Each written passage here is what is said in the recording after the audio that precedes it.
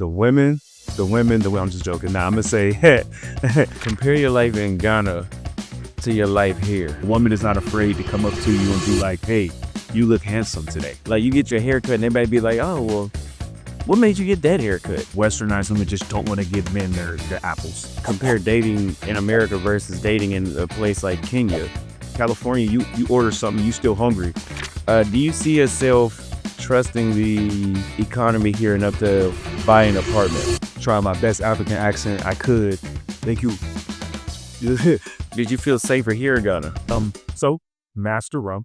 My name is Master Rum. I'm from West Los Angeles. Okay. And of course, I'm here in Nairobi. So I see your channel here. And like I was telling Kid Greatness when I first met you guys, I see a lot of different YouTubers. They YouTube, and there's certain things in the videos that I could catch and see where I'm just like, I don't know if that's 100% real. But there was some things that you guys said that I experienced myself that I was like, okay, bet I can tell what you guys are saying is valid. So I figured I'd come down and check out Nairobi. Okay. And how has that been so far? What do you think that we're still in a dream, or is it pretty accurate to what we're saying? Man, I think it's pretty accurate. I think everything you guys said is true about the love. Yeah, the love that you experience being a Black American here in Nairobi, Kenya, has been 100% real. Just the love, like just being a Black man, being healthy, you know what I mean? Going to the gym every day is actually a plus where people actually notice that. You know, a woman is not afraid to come up to you and be like, hey, you look handsome today. Yeah, that's a really big deal here. I know last night we were talking about comparing dating in the States to here. Right. And in the States, and I'm gonna keep this short because I don't want to go on a rant, but so yeah, in the States, it's like you can literally get your hair cut, you can get a brand new outfit. You know, I see you have veneers, right? Yes, you can get veneers. It seems like all that stuff is just going unnoticed. Right. Where it's like, damn, okay, maybe I don't look as good as I think. You know, your mom might tell you, your sister or your cousin might say, oh, you look good.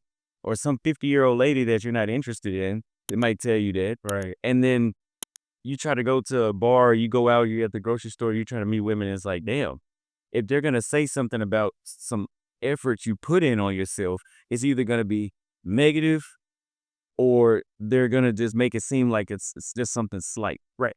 Like you get your haircut and everybody be like, oh, well, what made you get that haircut? And I'm thinking like, oh, it looks really good. Versus if you come here and you actually do your haircut, it's going to be like, yeah, like you look really good at that. Looks really good on you. Exactly. Women appreciate the fact that you decided to get a haircut. Yeah. You know, whether in the States is a woman, they fear to let you know that you look great because they fear that you're going to be empowered. Well, yeah. It should be that way, right? You should want to empower the man. The more you empower that man, the more healthy and the more he feels, and then he treats you better. But I think in the States, it's more like, yeah, he look good, but I'm gonna hold off on it. You would think that'd be common sense though, right? Right. Because I mean, look at it from our perspective. Like, how do you think your relationship would be with a woman? And she doesn't have to be your girlfriend, just like friendship, but any relation you have with her. How do you think it would be if you never gave her a compliment? And I'm not looking for you to just gas my head up, but bro, if I'm trying, right, like, damn, like you can't give me no recognition. That's like, yeah, that's like being in the military and you do something that deserves the Medal of Honor, or you do something that some medal, you know, you were a POW or you got wounded in battle, the Purple Heart, right? You go through all that shit and you never get it. Exactly. It's the same concept. It's like, why am I doing this, right? But if I go, that's me. Let's say I'm fighting for the U.S. military in this 1940, and because I'm Black, they don't want to recognize me. But if I go fight for the French, they gonna give me the medals I deserve. So that's the whole concept of like, yeah, once you experience something like this, the love that you get and appreciation and just the acknowledgement that you are doing something. Because you would think you're not shit in the States, right? You would really think you're not shit. You would be doing everything right. You can have money in your pocket. You can have a decent job. You can have a nice haircut. It just taking care of yourself. and you can get unnoticed walking up and down the street over and over and over again. I mean, I feel like unless you're in a huge city, it may be a little bit better, but overall, it's just the women in the United States or I would say westernized women just don't want to give men their apples. They don't want to give you your flowers there. Yeah, and I'm not even gonna say it's not just states, because I've noticed that when I was in South Africa, that was the only other place I seen that, and that's been known to be America Light. Just as, and that's what it feels like when you're there. They weren't as bad, but it wasn't that far off. But yeah, I could never go back. Once you experience this, you can't really go back. I mean, you can't. I don't see how some dudes go back and defend that shit. Like it's like once you experience that love and that appreciation, it's like how do you go back and justify that behavior? I think for men, I think it's more of a pride thing. I feel like for us, right? Like we said, okay, we're going to come to Kenya. We're going to experience it. And we felt the love and we said, we're going to come here and we're going to be here. I think men are still trying, the men who are still trying to justify that are still trying to say, you know what? I could, I can go to the States and get it. And they're just wasting their time. You know, it's just like, forget that.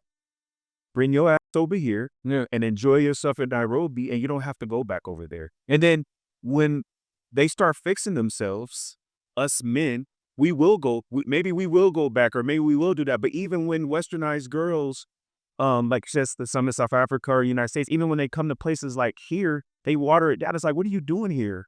They try to bring that westernized vibe to Nairobi, and it's just like, go back to the States if you're going to act like that. Now, I remember I was at the race course with one of my friends, and he had met this chick from Houston, and he's like, "Yeah, I want to introduce you to her." I have no idea why he said that. You know, I don't mind meeting American chicks. I have no. I've been going for 3 years now. I just accept them for who they are. That's just how it is. Whatever. Uh, but I'm like, want to introduce. I mean, briefly. You know, I briefly meet her. You know, we can even be friends, but not on no other shit. You know, I don't want to flirt or nothing.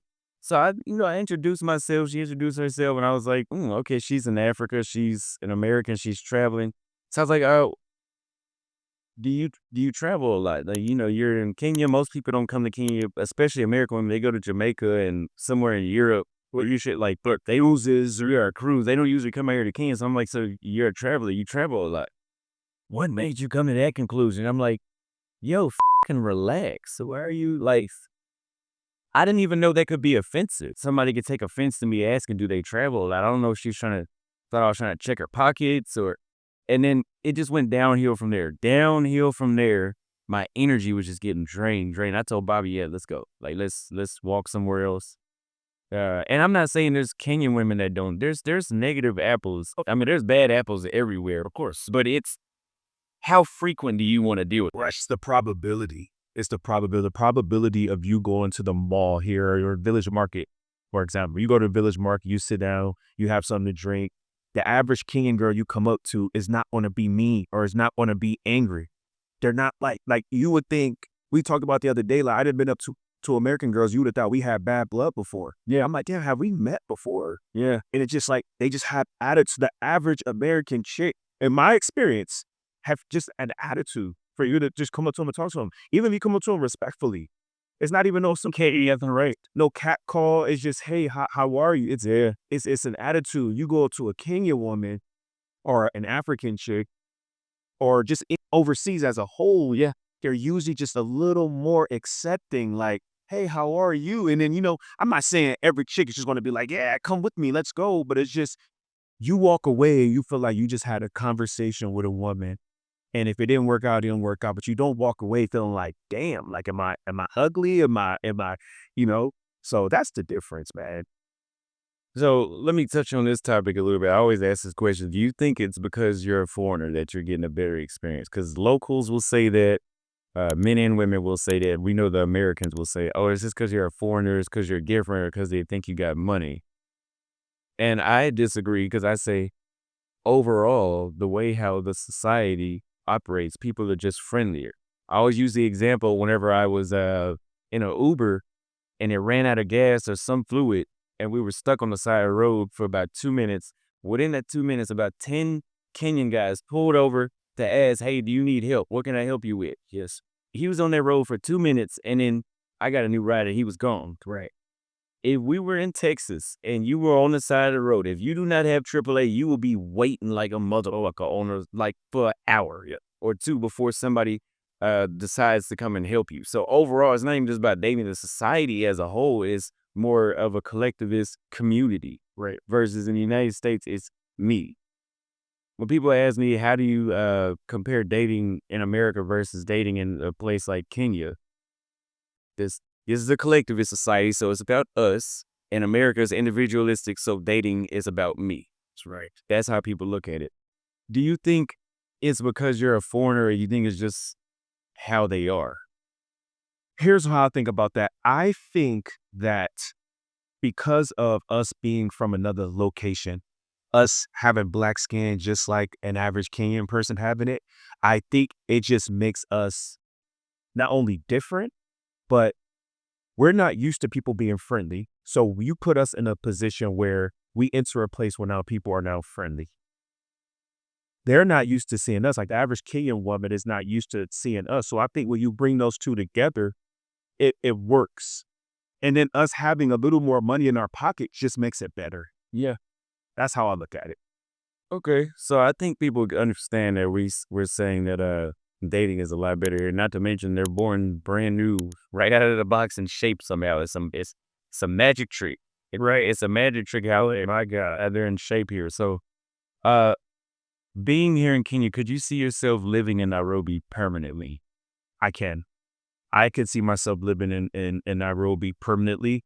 If I was to move here, I would definitely move in this area. I think the Westlands area um, will be for me personally. It'll be too much for me because it's just fast life, fast pace. So that's what I like about Nairobi. Like there's spots where it's chill, calm, and quiet. There's spots where you could be in the zone partying every single day, and then there's spots where you can kind of be in the middle. So I can definitely see myself moving here. Yeah, it's diverse. Like if you guys look off in the distance right here, this is my view, and I stay in Kilauea. It's a mix between a suburb and city life here in Kilauea. So you still get greenery all around the city. For the most part, it's walkable. Like right across the street, I have a pharmacy, a convenience store, a restaurant, a place, a salon where women get their hair braided, a wood shop, and what else is over there? And a water refill station, and they deliver all that stuff. Not to mention in Nairobi, everything is deliverable and it's very affordable. Absolutely. I don't have to go to the cigar shop. I just text them, this is what I want, send it to this address, send it to and they deliver anywhere. You need a damn light bulb delivered, anything is delivered. I ran out of some fish oil pills the other day. I went to the pharmacy. They came straight up to my apartment, dropped it off to me. Yeah, it comes straight, and it's literally like it was $2 or $3. It was 99 shillings for them to bring it up to my place, which is like 70 cents or something. Unbelievable. Yeah. So besides dating, the amount of bang for buck you get out of life at a far cheaper cost. I always say it's like a fifth of the cost of what it would cost in Texas. If you're in California, New York, it's probably a tenth of the cost because those places are really expensive. Yes, sir. So what has been the number one highlight? Or give me the top 3 things that have really made you stay in Nairobi. Like, I want to stay here. I want to come back all the time. I could live here. What is the 3 things? I'm going to say the women, of course. The women are beautiful.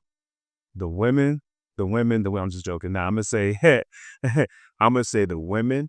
I'm going to say the freshness of the food, the fresh juices, and it being affordable. Like, I mean, I've been living in my apartment for going on 30 days now. I rented that apartment and my refrigerator's been empty. I could just order up food every day. I can go down the street, get some fresh goat meat, big portions, not no cheap portions like they do in California. California, you order something, you still hungry. Big portions of goat meat, rice, ugali, and some fresh juice for about $3. So that will be my top 3 things on why I will move here. Okay. As far as investing in Nairobi, could you see yourself? Well, first of all, let's just state that it's a developing nation and there's endless opportunities. So, as far as real estate, some people seem to only think that real estate is the only thing that they can invest in. But if you come here, you can actually see that there's a lot of services business, like call centers, like a AAA service could be opened up here. Tattoos, get the supplies for tattoos are hard to get here. If you could import those products into here, import American hair products, even import American businesses. I mean, and they already have this here, but like you could bring Papa John's, or you could bring you could literally bring anything here, Salute, and it wouldn't fail. Do you see yourself trusting the economy here enough to buy an apartment? Absolutely. Absolutely. I mean, Kenya is just like everywhere. A lot of people don't understand it. They think coming to like a developing country, you're not going to get it. People are talented, man. The apartments that they're building here, when it comes down to the business aspect, Kenyans are very professional. Absolutely. If I can definitely see myself buying an apartment here. Let's create some controversy in between. You say you've been to West Africa. Compare your life in Ghana, because that's where you told me you went. Yeah. Only Ghana? I did Ghana.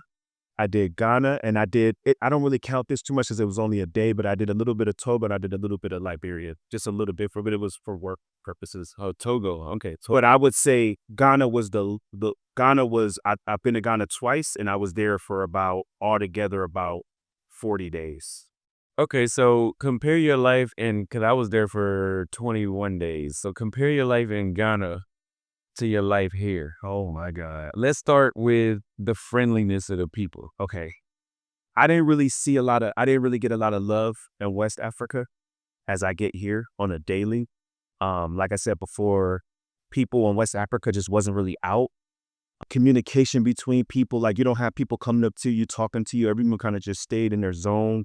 The little women that I did talk to weren't really too friendly. Totally different from Eastern Africa. The women were just a little. I think me personally, I think the women look better in East Africa. I think the Kenyan women are more beautiful. I think so too. I'm just not really in. They got some beautiful West African women, but I just don't go to sleep thinking about them. Yeah. Safety. Did you feel safer here in Ghana? I feel safer here. Yeah, I could agree with that too. First of all, I never worry about anything here. I've never really had to worry about safety at all here. Maybe with the way how they drive, that's the most dangerous I feel. That's the most danger I feel on a daily basis. I might get into a damn car wreck because they drive like they can't die here. Right. That's something to think about. But as far as getting mugged at gunpoint, assaulted for whatever reason, people running around high on drugs, like, not saying it doesn't happen, but it has not been a figment of my imagination at all since I've been here.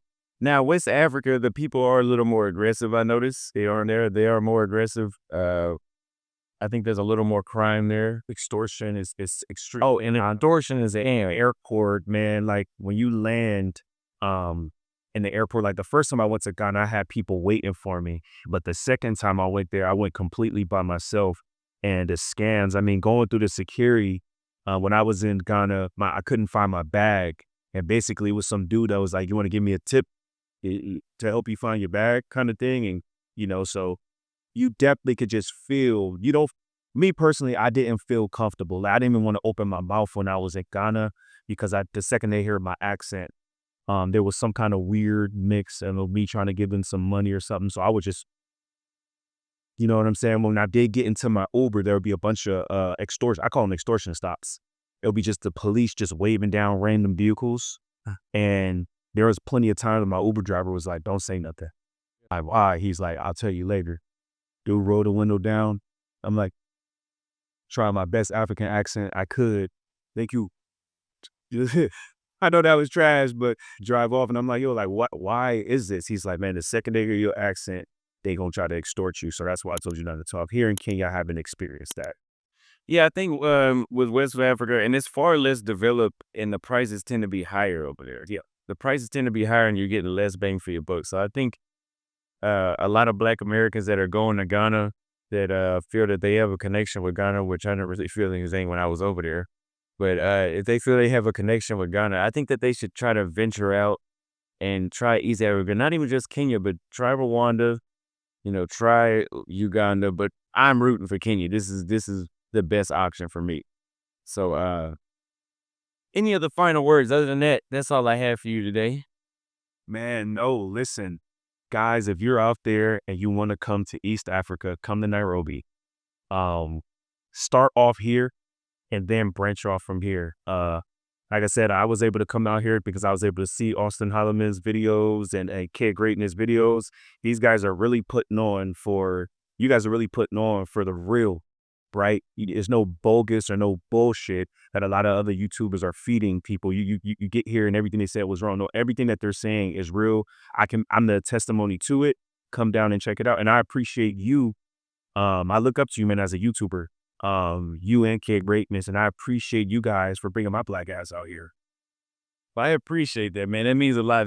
A lot of people have came out here from watching the videos, and yeah, the answers are consistent. So if you guys are looking to come to Nairobi and you want me and my team to help you guys find your place to stay, even if you want us to kick it with you, you want to join our WhatsApp group so that way you're in a community of Americans, so that way you can actually make sure you have the best experience. Because there's a lot of stuff to do and you can have a good experience, but it's different when you know people that are in the same mindset as you, and that are doing the same things. Make sure you click the link in the first pinned comment or description and book your consultation call, and we'll get you set up. You will not be disappointed in Nairobi, Kenya. I love you guys. I'll see you guys next time.